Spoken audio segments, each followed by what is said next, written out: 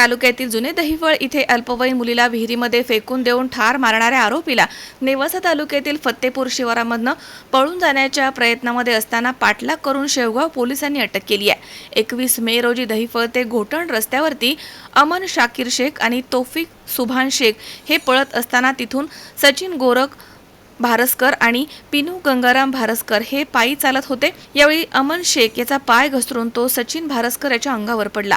याचा राग येऊन सचिन भारसकर यानं अमन यास मारहाण करून रस्त्याच्या कडेला असणाऱ्या विहिरीमध्ये फेकून दिलं।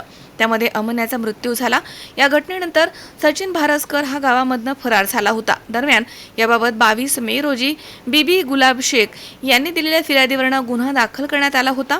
पोलीस निरीक्षक समाधान नागरे यांना संबंधित आरोपी हा नेवासा मार्गे पुण्याला पळून जात असल्याची माहिती देखील मिळाली।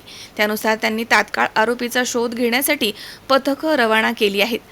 पळून जात असताना नेवासा तालुक्यातील फत्तेपूर शिवारामधून त्यास ताब्यात घेण्यात आलं। शेवगाव पोलीस ठाण्यामध्ये आणल्यावरती त्याला अटक करण्यात आली।